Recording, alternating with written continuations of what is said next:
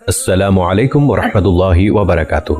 آقائے دو جہاں محبوب کبریا جناب محمد رسول اللہ صلی اللہ علیہ وآلہ وسلم کی معطر و منور بابرکت حیات طیبہ کا تذکرہ پیدائش سے پہلے کے احوال سے لے کر دنیا فانی سے پردہ کرنے تک کے واقعات بالتفصیل اور شمائل نبوی صلی اللہ علیہ وآلہ وسلم کا مستند تذکرہ روزانہ خود بھی عمل کی نیت سے سماعت فرمائیں اور اپنے دوست احباب اعزاء و اقارب کے ساتھ شیئر بھی کیجئے۔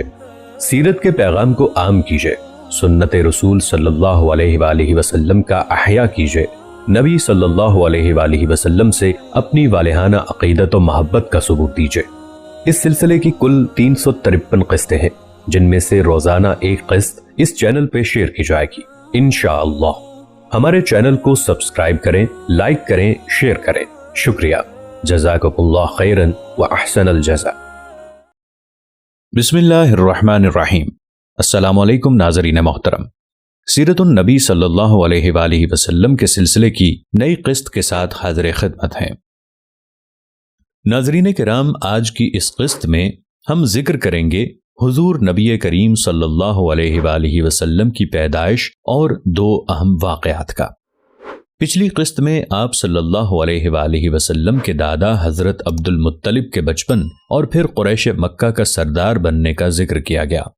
اس قسط میں ان کی زندگی میں پیش آنے والے دو اہم تاریخی واقعات کا ذکر کیا جائے گا، جن میں سے ایک واقعہ عام الفیل ہے، جب یمن کا حکمران ابرہہ بن اشرم ایک لشکر جرار کے ساتھ خانہ کعبہ ڈھانے کی نیت سے مکہ پر چڑھ دوڑا تھا، مگر اللہ نے چھوٹے چھوٹے پرندوں کے ذریعے اسے عبرتناک انجام تک دوچار کیا۔ یہ واقعہ تفصیل کے ساتھ سابقہ اقساط میں بیان ہو چکا ہے۔ دوسرا اہم واقعہ چاہے زمزم کی اثر نو کھدائی تھی۔ دراصل مدتوں پہلے جب مکہ پر قبیلہ بنو جرہم قابض تھا تو چاہے زمزم پر ملکیتی جھگڑے کی وجہ سے اسے مٹی سے پاٹ دیا گیا، اور پھر وقت گزرنے کے ساتھ ساتھ اس کنویں کا بظاہر نشان تک باقی نہ رہا۔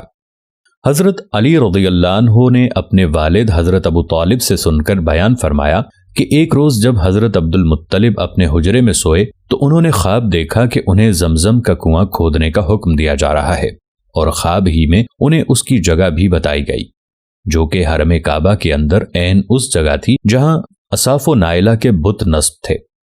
جب حضرت عبد المطلب نے قریش مکہ اور دوسرے قبائل مکہ کے آگے اس قصے کا ذکر کیا تو ان کی بات پر کسی نے یقین نہ کیا، اور نہ ہی کھدائی کے اس کام میں ان کی کسی نے مدد کی۔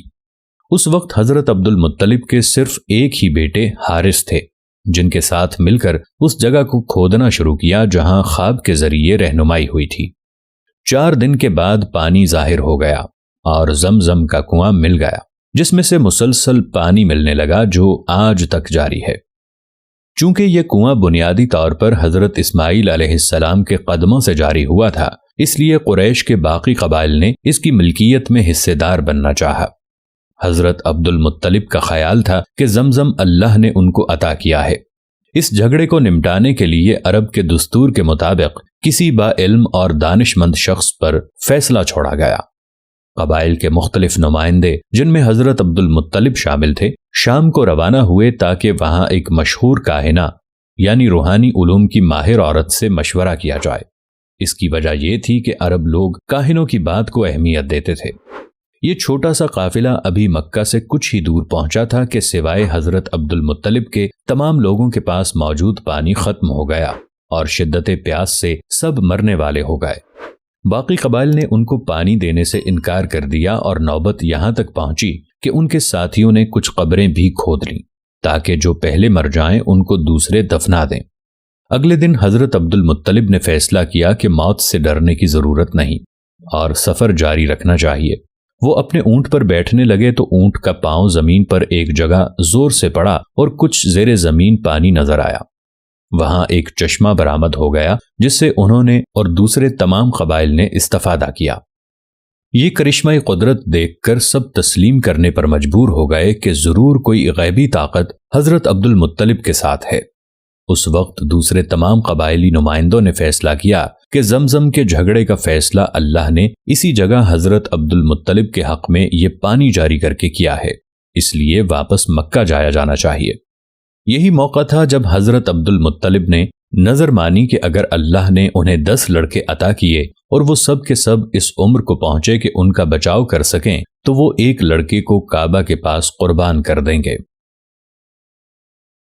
جناب عبداللہ اور حضرت آمنہ کی شادی کے حوالے سے بات کریں گے۔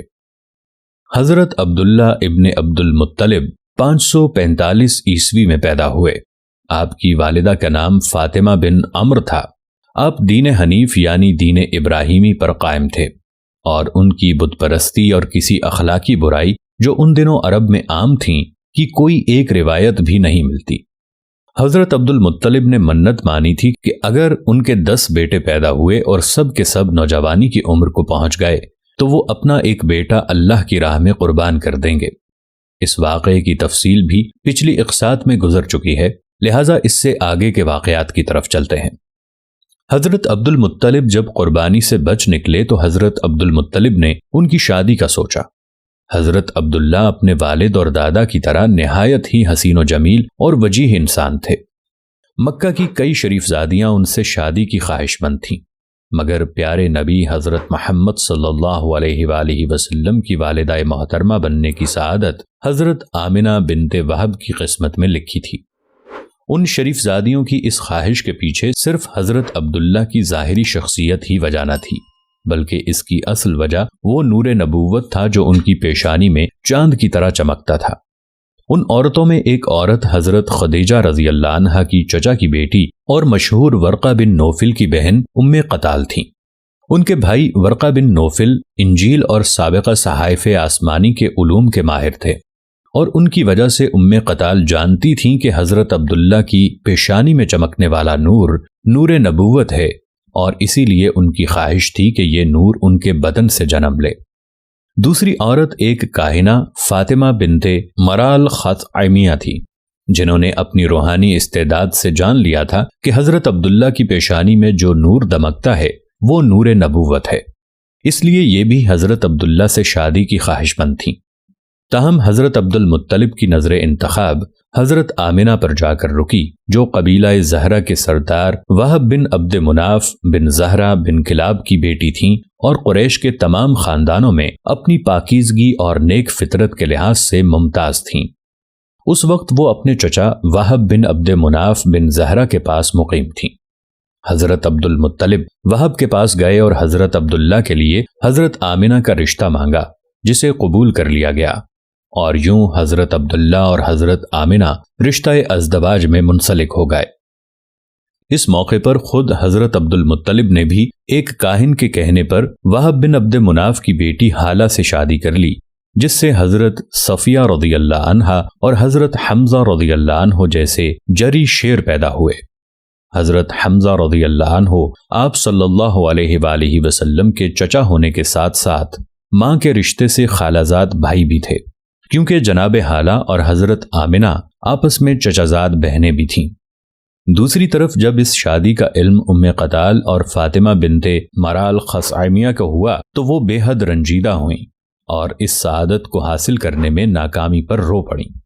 ان کا رونا واقعی میں حق بجانب تھا کہ نبی آخر الزماں صلی اللہ علیہ وآلہ وسلم کی والدہ ہونے کا اعزاز ساری دنیا کی قیمت سے بڑھ کر تھا، اور یہ اعزاز اللہ نے حضرت آمنہ کے نصیب میں لکھ دیا تھا۔